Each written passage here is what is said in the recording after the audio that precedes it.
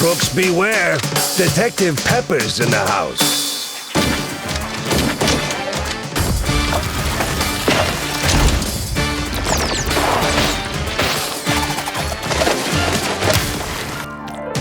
Our studio combines two worlds. We combine game dev with animation.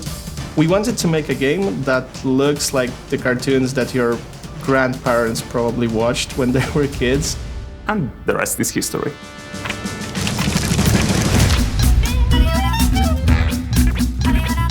Mouse PI for Hire for me is unique. They won't even know what hit them. Surprising. My hero! Wacky, extraordinary. More than just an old-school shooter. It's a game like I've never played before. Are you ready for a sneak peek of what we are cooking here? Oh boy, here we go. My name is Maciej Krzemień. I'm the lead producer at Fumi Games. Mouse PI for Hire is an FPS game, but in a very unusual setting of a cartoon. It's in 3D environments, but what's really unique is that everything you see, characters, weapons, it's drawn by hand, frame by frame. Everything you see in the game is handcrafted. So at the beginning, we specialized in short film animations. But I always think that people should have the possibility and space to be creative. So when Michał Rostek, our art director, came to me with this great idea, I knew he was onto something. Hi, I'm Michał Rostek. I'm the art director and lead animator. For me, this game is a great opportunity to spread with the world my passion about the Rubber Hose animation. It is like part of pop culture that resonates with people all around the world. My name is Mateusz, and I'm a lead narrative designer at Fumi Games. What excites me the most about the story of Mouse is just this sheer comedy of it, despite tackling subjects that are quite serious. There's something rotten at the heart of Mouseburg. I'm Łukasz Błaszczyk. I'm the lead game designer for Mouse PI for Hire. What I hope that fans will learn from this video is that it isn't just another copy-paste of a boomer shooter. You're gonna meet NPCs, you're gonna learn the world, you're gonna find a deep, engaging story. We've designed the game around you having fun.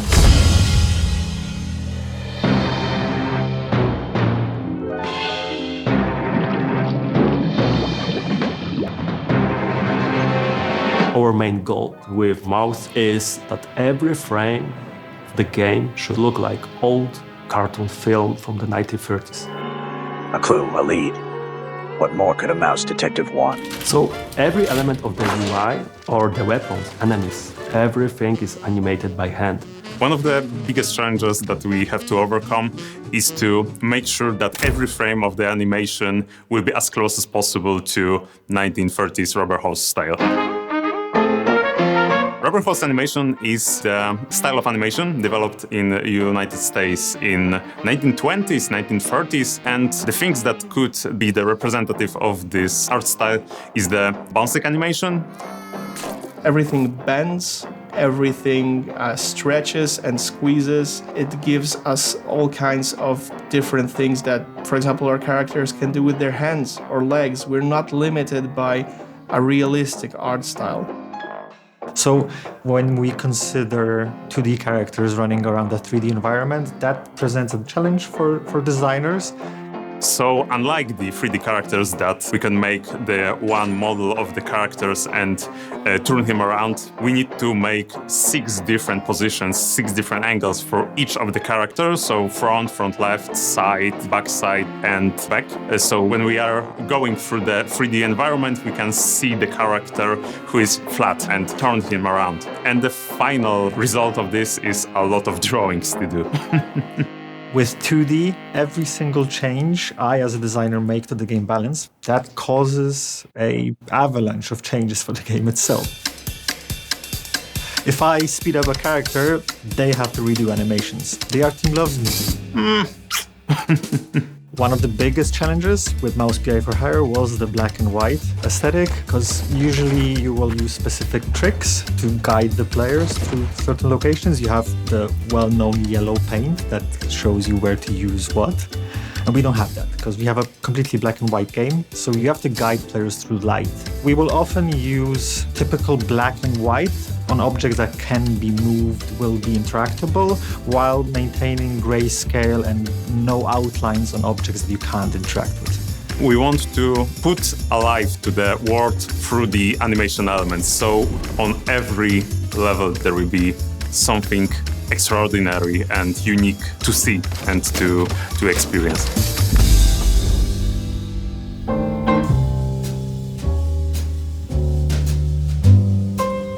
The world of Mouse PI for Hire is a sprawling world that we were working hard on making as believable as it can be in a rubber hose style. And as such, it's a little bit comedic and is a little bit serious when it needs to be.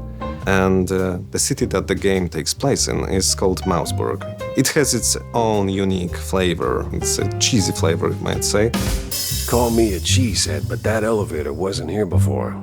Most of the society in Mouseburg consists of mice, but there are also shrews and rats as well. But with a society this diverse, it sometimes creates some friction. And our protagonist, Jack, is put in the middle of those situations where the friction occurs. And it's up to us to solve those problems in many different ways. Crooks beware! Detective Pepper's in the house. So Jack Pepper, as the title says, he's a private investigator. He's a war veteran and he has his own scars. He has his way of extracting information, and it's not always as graceful as you might expect. Ow! What was that for? Standard procedure. Little sucker punch before questioning never killed anyone. So, as a private investigator, Jack is approached by his clients. And he is tasked with solving 3 different cases.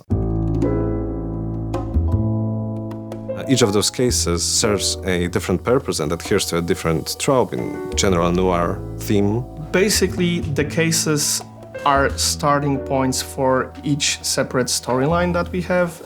Along the way, on the levels, we find some clues. Sometimes these are notes, sometimes these are physical items. Seems I'm not the only party here. And once we get back to Jack's office, we approach a corkboard. And whenever there is even a feeble connection between those evidences, you just link them with a red line, which in our case is a gray line. And there's a chance that it will open up a way to move the case forward, to open up next level, or open up the conversations with an NPC in the hub zone. The hub is our home, where you start the case, where you end every case. There are 3 main areas in the hub. Jack's office, a pub called Little Big that is run by John Brown, Jack's friend. And there's Tammy's workshop, when you can upgrade your weapons and just talk to her whenever your heart's desire. What's up, Jack? When you visit the Little Big pub, you can encounter 3 different NPCs. Each of them serves as a handler for a different minigame, one of which is a collectible baseball card game. You can collect cards throughout the whole world. Almost every single level has at least one hidden somewhere, and based on that you can build your own deck of cards. In our minigames, you can sometimes win hints, additional clues, or parts for some upgrades. So whenever you're stuck with your current case, there's always someone to talk to in the hub. I'm Igor. Igor, not Igor.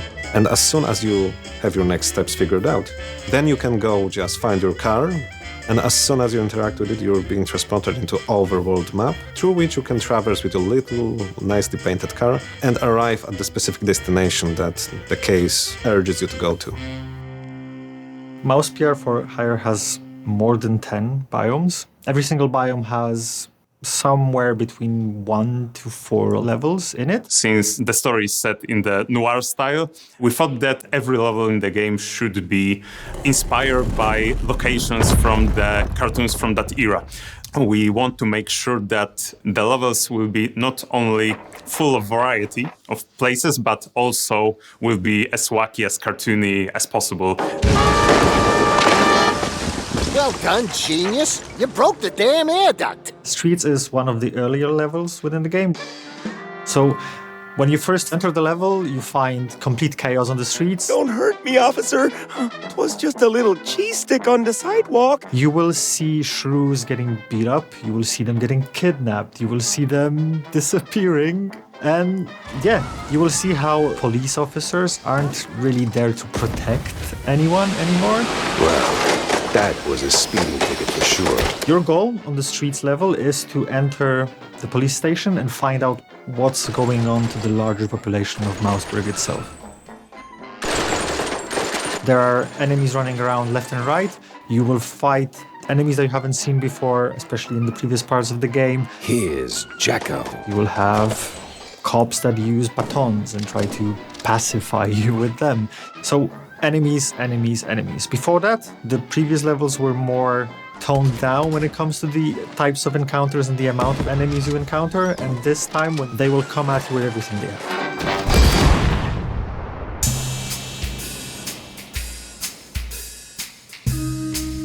It's pretty difficult to be a one-man army and the single hero who saves the day, even in a cartoon world.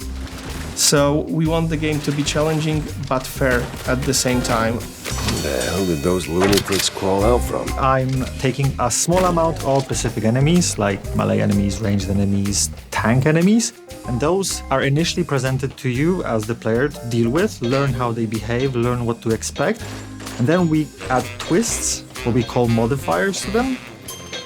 So a tank that you've encountered previously that charged on you and you learned to dodge it when it's charging might now also enable a force field around itself that you need to figure out how to deal with. And these modifiers keep it fresh while maintaining the feeling of familiarity when it comes to specific enemies. Some of the characters are slim and they're moving faster to us. Some of the characters are bigger and they need to stomp around. We need to have the different approach to the characters because it changes the gameplay.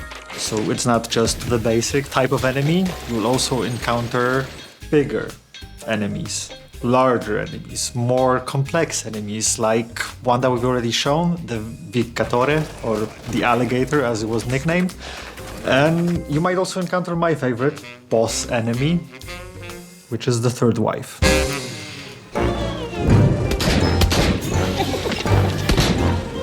Once you encounter a specific enemy, you would want to choose a specific weapon. We have a standard roster of weapons, so you get a pistol.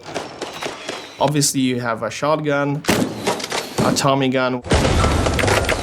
But since it's a cartoon world, there is a freeze gun. With this portable freezer, your meat and dairy will stay preserved until the end of time. There is what we call a conscious gun, which is basically a brain in a jar attached to a weapon. With our device in hand, making friends becomes mind-blowingly easy. The cartoon cannon, it's a cannon, so what do you expect? Sometimes you knock. Sometimes you knock it down. The alt-fire mode, on the other hand, it will allow you to use that loaded cannonball in the weapon, smash it into pieces, and fire a burst of smaller projectiles if you want to deal with more enemies at the same time. Weapons in the game will also be upgradable. There's a progression path you can follow as a player, so it's not just I gain the weapon and that's it. I can also improve it. I'll gain additional firing modes to that weapon.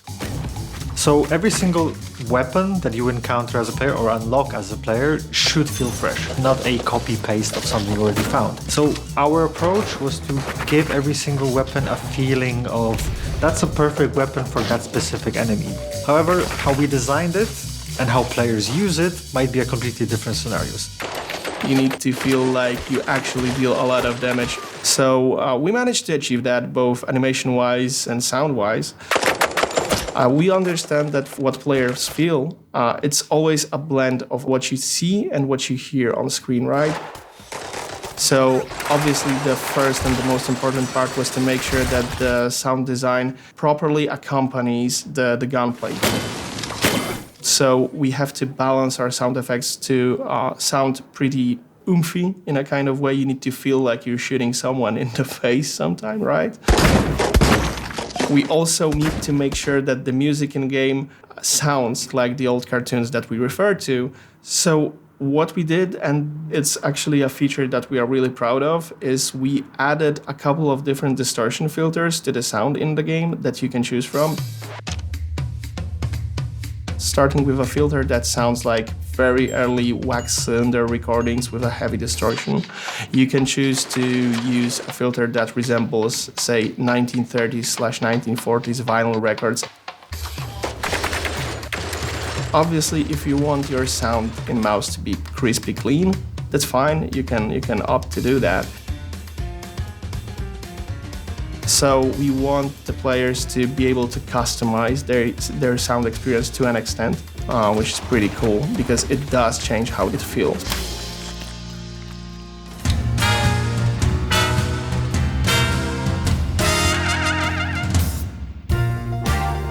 From the beginning, I knew that this game is like no other.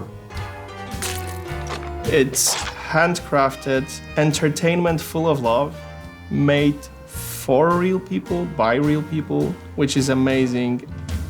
We just want to give the players this fascinating world that is outlandish and relatable at the same time.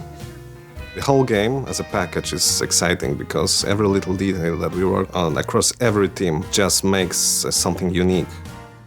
I'm most proud of the team that's building the game and the boundaries that they cross every single week, every single month. I know it sounds cheesy, but we create something that is truly a human experience in a world inhabited by mice.